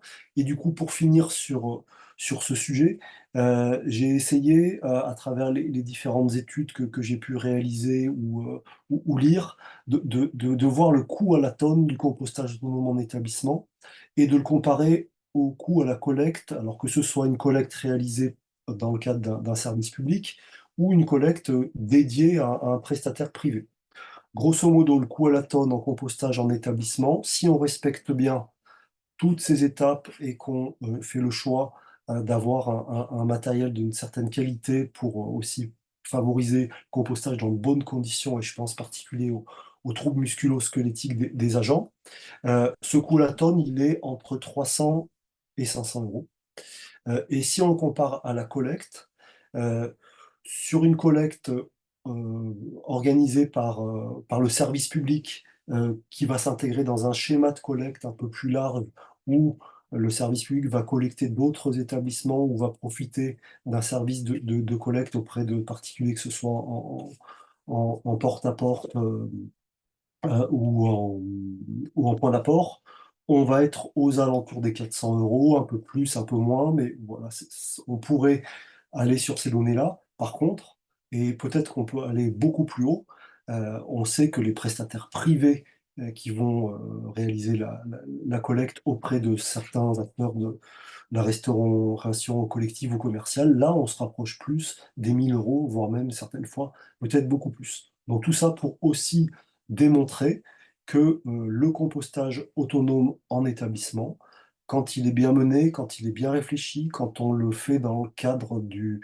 respect de la réglementation qui est en vigueur, et puis quand on essaie aussi de mutualiser ses coûts, hein, parce que évidemment, on va pouvoir mutualiser par exemple des coûts de formation, et bien on voit qu'il est parfaitement concurrentiel avec la collecte des biodéchets, qu'elle soit publique ou qu'elle soit dédiée à un privé. Voilà pour cette présentation rapide des coûts du compostage autonome en établissement. Et je vous propose, si vous êtes toujours avec moi, de maintenant passer aux questions et réponses, où là vous allez pouvoir prendre la parole en ouvrant votre micro et où on va essayer de vous répondre avec les différents intervenants. À qui le tour?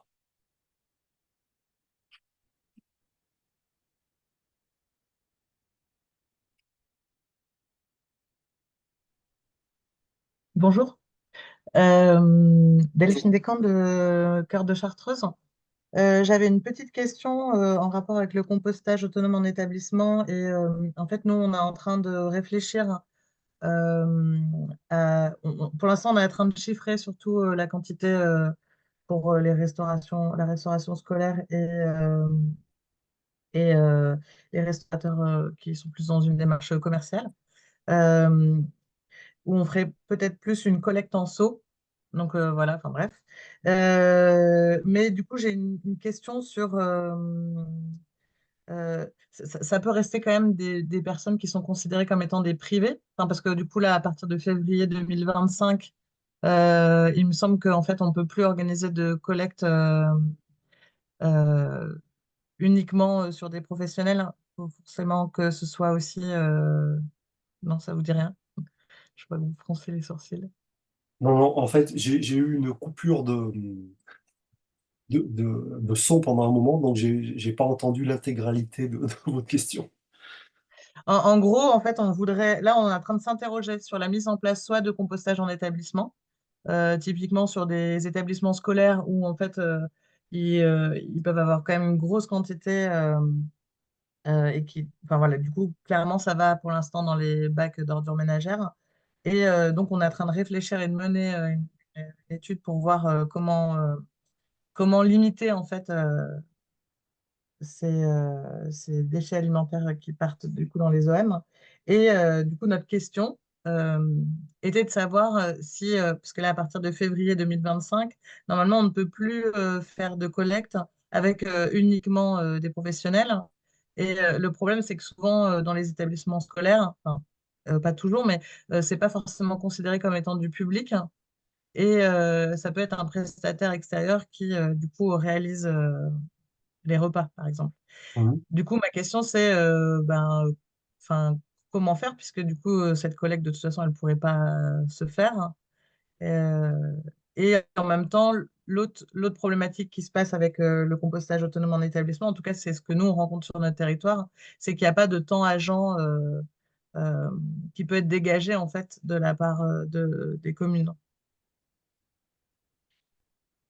Alors, il y a Marion Leblanc, il me semble, qui vous a répondu dans le chat, et je sais que ce sont des experts sur tout ce qui est collecte. Elle vous dit pas de possibilité de collecter OK. gratuitement les restaurants, par exemple, si vous ne fournissez pas la même prestation en porte-à-porte à des particuliers. Mais elle vous dit, et c'est très justifié, mais par contre, vous pouvez faire payer. Oui, oui. Bah, ça, on peut le faire si effectivement on leur montre qu'il y a un intérêt vis-à-vis du gain qui pourrait à ne pas payer la redevance spéciale, par exemple. Mais nous, on est sur un territoire, sur un territoire plutôt rural, montagnard. Mais bon, voilà,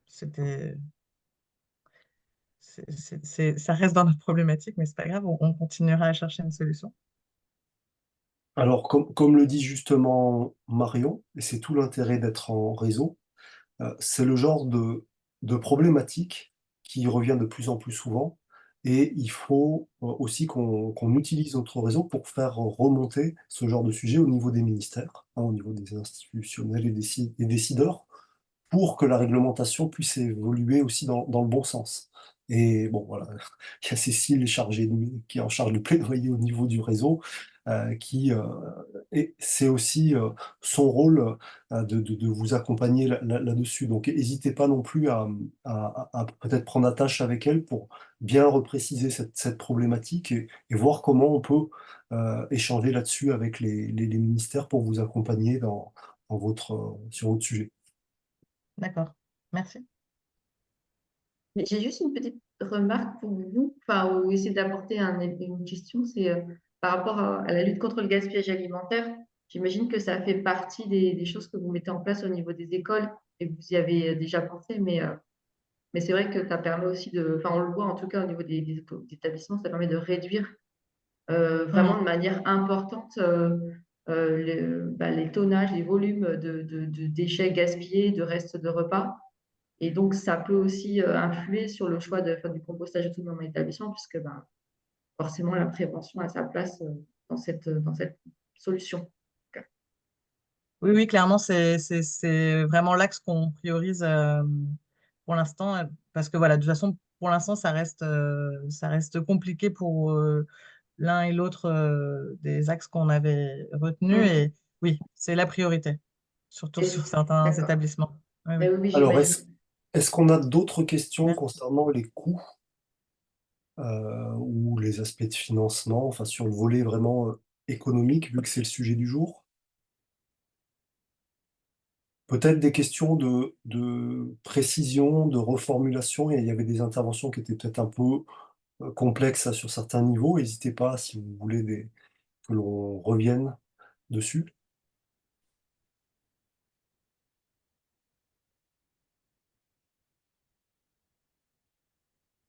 Bon, il y a eu pas mal d'échanges sur le chat, hein. On a pu, avec Cécile et Amélie, essayer d'y répondre.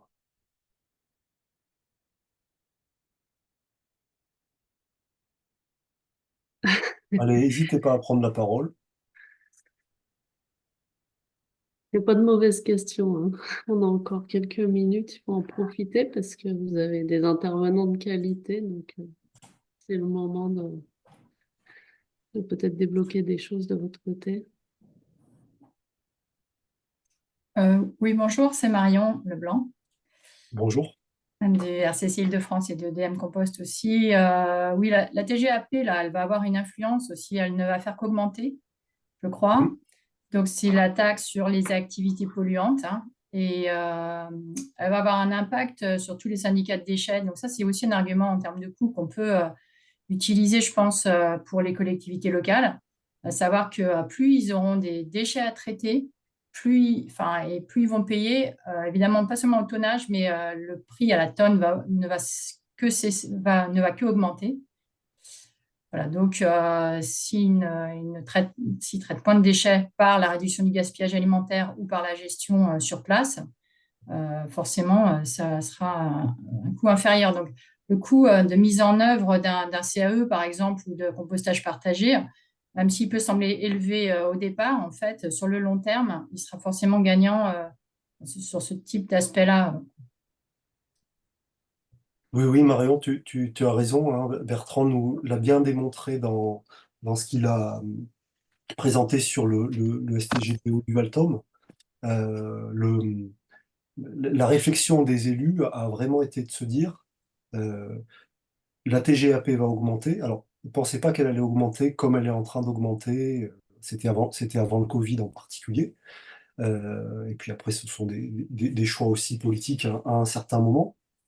Mais vraiment, la réflexion a été de se dire, soit, je vulgarise, hein, soit l'argent remonte là-haut à Bercy et on n'est jamais vraiment sûr de le recevoir, de le revoir, soit en fait, cet argent, eh ben, on l'utilise sur notre territoire pour mettre en place. Alors eux, leur choix a été d'aller sur une démarche de gestion de proximité qui vous a présenté avec tous les guides et maîtres composteurs qui ont structuré leur réseau au bout d'un moment, et aussi une collecte des biodéchets sur l'agglomération clermontoise. Mais à la fin, et je trouve que l'intervention de Bertrand était, vous pourrez regarder, peut-être il est allé passer assez vite, hein, sur son tableau, mais si on vous mettra à disposition, hein, tous les supports, mais je trouve que le tableau qu'il a présenté montre que à la fin, ça coûte en fait assez peu aux collectivités locales et que ça a été un choix qui a été vraiment gagnant, hein. Donc cette réflexion politique, elle est vraiment importante à un moment à avoir dans le choix, et tu as vraiment raison de dire que cet argument TGAP, il peut vraiment être massif. Après, il faut arriver à bien l'utiliser aussi, avoir suffisamment d'éléments pour pouvoir convaincre dans les choix qui vont être faits. Je vais rajouter les prix, les coûts sur la TGAP. Je crois que ça sera 65 € la tonne. Oui, c'est ça. C'est ça. Donc, c'est en fait presque multiplié par 2, voire par 3, en fait. Ouais, c'est une taxe qui est certes, qui peut être contestée pour différentes raisons, mais qui a un rôle au moins de faire réfléchir le décideur public. Ça, c'est certain. Charles, il y a Clara Martel de Thonon qui voudrait poser une question. Oui, bien sûr. Bonjour. Bonjour. Une question que j'ai posée dans le chat, mais j'arrive plus à la retrouver de toute façon. C'est plus une question pour Amélie. Quand elle parlait de soulager les sites de compostage dans les endroits denses, etc. Je voulais échanger un peu sur le seuil, un peu en nombre de logements qu'un site de compostage peut desservir. On dit qu'on peut avoir maximum, je crois, à peu près 5 bacs. Et puis après, voilà, quand il y a vraiment un quartier très dense avec 80 logements ou des choses comme ça, voilà, quel est un peu le seuil? Il y a un texte là dans l'avis qui était publié, on parlait de 60 litres par habitant, il me semble. Donc ça voudrait dire, voilà, que plutôt pour 20 logements, nous, sur le format de site de compostage classique avec 3 bacs de 800 litres. Voilà, je voulais avoir son avis là-dessus sur à quel moment, au vu de la densité, on est mieux de passer sur de la collecte. Oui, il y a plusieurs choses dans cette question, enfin plusieurs questions en une plutôt. Nous, on vise à peu près 100 habitants desservis par site de compostage installé. Ça peut paraître peu, mais en fait, on préfère mailler avec plusieurs sites de compostage plutôt que de mettre des bacs avec des volumes beaucoup plus grands. Donc, on reste vraiment sur le classique de 3 bacs de 800 litres. En fait, on avait testé à une époque des 1000 litres, voire on était monté jusqu'à 1500 litres. Et en fait, on s'est rendu compte que les manipulations étaient étaient complexes en tout cas pour les référentites et même pour les habitants, avec des couvercles du coup assez lourds. Voilà, donc on est plutôt là-dessus en termes d'installation. Après, comment dire, le maillage entre collecte et site de compostage partagé, Grand Chambéry a plutôt mis en route, a été accompagné, je pense, sur le maillage, et puis un petit peu avec nous, bien sûr, sur comment disposer en fait les sites de compostage partagé, ou plutôt les points d'apport, enfin les points de collecte, pardon, par rapport aux sites de compostage partagé déjà existants.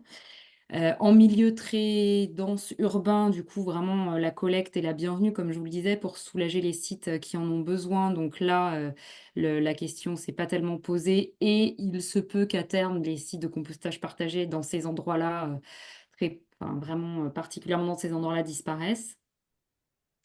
Et ensuite, voilà, plus on s'éloigne du centre de Chambéry et des centres un peu des communes alentours, plus là, les deux systèmes coexistent pour ne laisser la place qu'au compostage de proximité de manière plus éloignée. Et quand ça coexiste, en fait, ben, voilà, j'ai pas de chiffres précis là par rapport au maillage, comment ça s'est fait, mais là où il y a vraiment de la densité en termes d'habitation, Grand Chambéry a privilégié des points de collecte.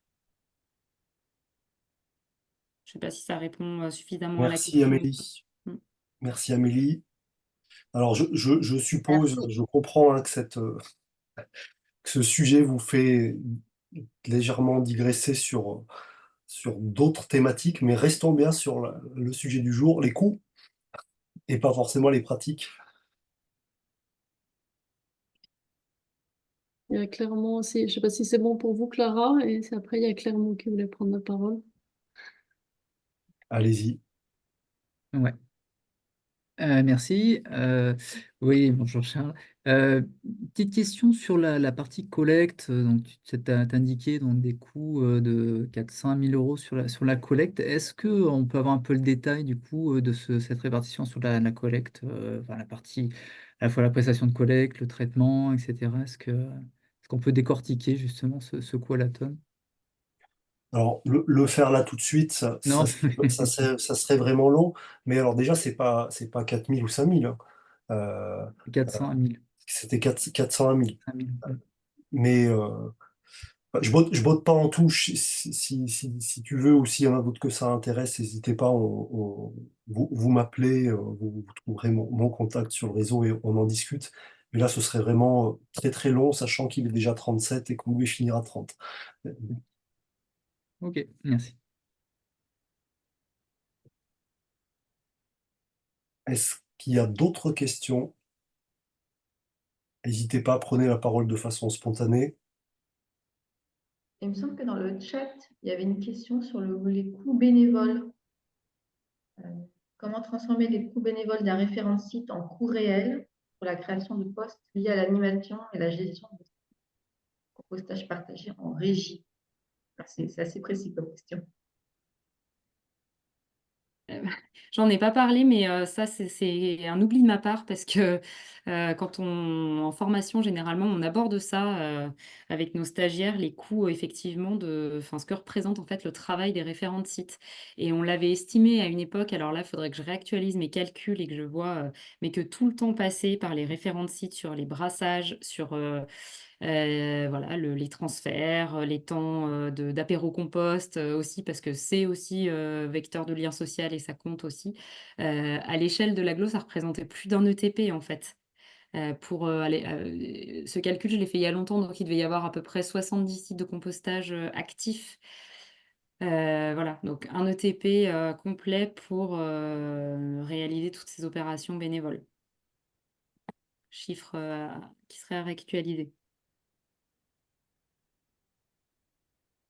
Mais qui sont évidemment à prendre en compte et à ajouter enfin, à ce dont on parle très souvent dans le réseau, c'est-à-dire à tout ce que le compostage partagé génère en termes, oui, de lien social, de bénéfices à beaucoup de niveaux, environnementaux, sociaux, relationnels, et qu'on peut difficilement chiffrer, qu'on peut difficilement évaluer, des bénéfices secondaires.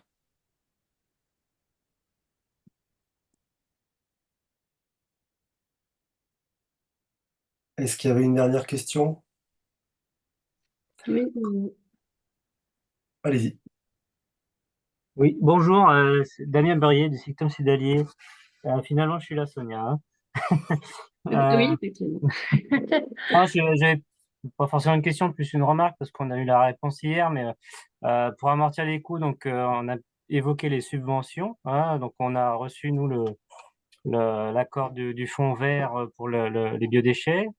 Voilà un chiffre que je vous donne comme ça, mais pour un investissement d'1,5 million, là, devrait recevoir autour des 560 000 euros, en sachant que nous, on a une grosse part sur le compostage individuel qui, bien sûr, n'est pas subventionné.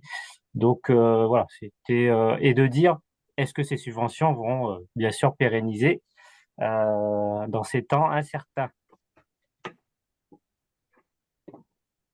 Je vais essayer de répondre. Vas-y, Cécile. Alors, c'est compliqué pour le fonds vert parce qu'a priori, c'était pérennisé pour 2025, ça c'est sûr. La partie, en fait, il y a quelques mois, le ministère disait, enfin, ou la Direction générale de prévention des risques, donc qui s'occupe vraiment des déchets, disait si, cette partie fonds vert est préservée pour les biodéchets, mais bah, forcément, le remaniement ministériel et gouvernemental fait qu'on a plus d'incertitude quand même sur le fonds vert, sur le budget incitatif de l'ADEME aussi, c'est-à-dire le budget qui permet de financer des projets pour les collectivités, notamment sur la prévention des déchets, pas forcément que des biodéchets, mais des déchets de manière générale. Donc, si pour 2025, a priori, le fonds vert semble préservé pour les biodéchets, on n'a pas beaucoup de visibilité sur les années suivantes et forcément, nous, on fait un travail aussi de plaidoyer et aussi en soutenant nos collectivités adhérentes et les professionnels, bien sûr, mais pour dire que on a besoin d'une visibilité financière et surtout, on a besoin de préserver le budget qui avait été prévu, voire de l'augmenter, puisqu'aujourd'hui, on est plutôt sur une tendance à la baisse. Et donc, forcément, on ne va pas dire qu'on s'en réjouit, mais en tout cas, on essaye on va en tout cas, on monte au créneau pour défendre ça. Merci. Merci Cécile. En effet, hein, il y a eu un gros appel d'air sur les aides publiques ces quelques dernières années liées à la généralisation du tri à la source au 1er janvier. On peut supposer que que dans les années qui viennent, fonds verts ou autres fonds, voilà, ça risque d'être un peu plus compliqué pour les collectivités Oui. et les acteurs qui en dépendent. Mais Ça va s'arrêter, c'est sûr. À un moment, ça s'arrêtera sur les biodéchets. c'est tout l'intérêt aussi d'une filière qui est structurée, qui est en relation avec les ministères, avec les différentes institutions et qui montre qu'il y a des besoins. et qui fait remonter aussi de l'information via ces différents observatoires. C'est aussi le rôle aussi d'un réseau, hein, d'interpeller les décideurs publics ou l'État à ce niveau-là. Je vous propose de conclure, puisqu'on a déjà dépassé de presque un quart d'heure. J'ai retenu quelques éléments de nos discussions et des trois interventions en particulier. Euh, les coûts, vous l'avez tous les trois bien dit, euh, reposent essentiellement quand même sur du facteur humain. C'est pas étonnant, ça s'appelle réseau compost citoyen. Le facteur humain, ça va pas vous étonner. On a parlé de tout le volet diagnostic dans les coûts, de l'accompagnement, du suivi, de la formation, de la sensibilisation, de l'animation d'un réseau, et évidemment aussi de tous les coûts d'investissement en termes de matériel. Mais voilà comment ils sont composés, mais le facteur humain est quand même extrêmement important. Ce qu'on a aussi entendu aujourd'hui, c'est que, et ça c'était surtout à travers l'intervention de Bertrand, c'est que concernant les biodéchets, et ça a été particulièrement démontré, ne rien faire, en fait, ça coûte aussi cher que de faire quelque chose. Sauf que l'intérêt de faire quelque chose et d'engager son territoire sur une démarche, et ben, ça produit des résultats.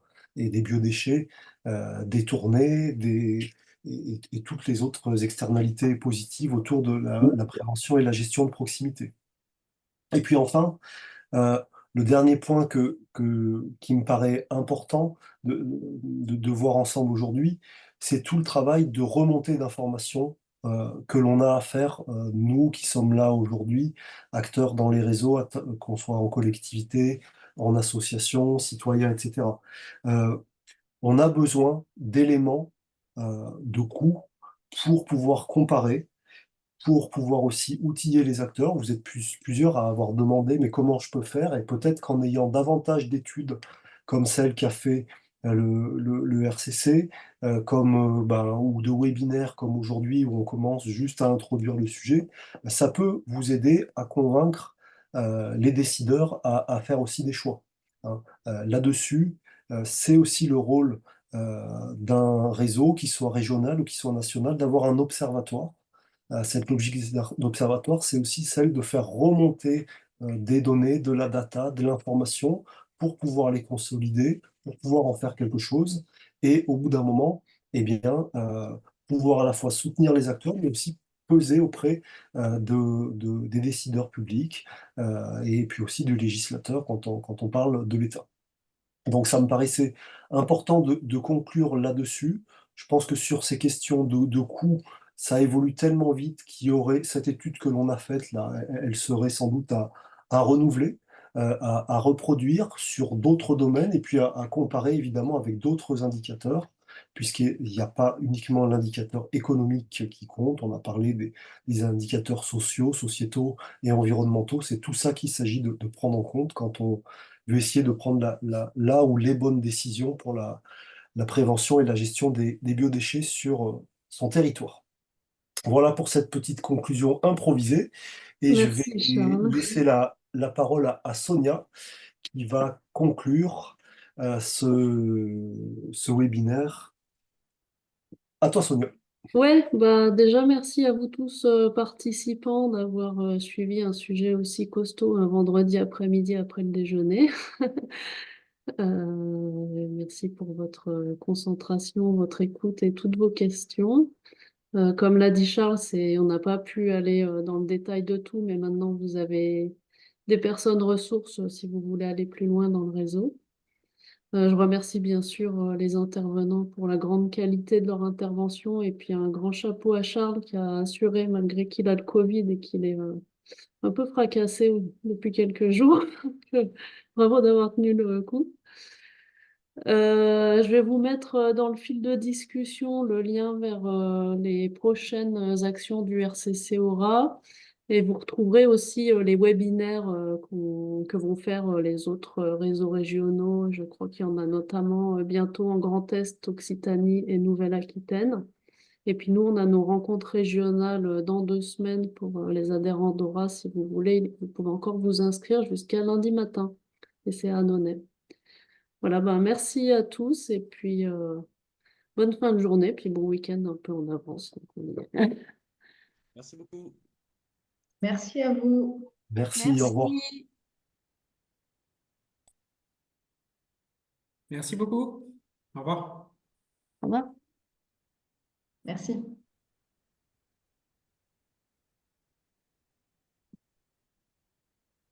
Est-ce qu'on a le temps de se faire un petit... Oui, oui, les intervenants, on reste quelques minutes pour faire un petit débrief. Avant que je prenne mon train tout à l'heure.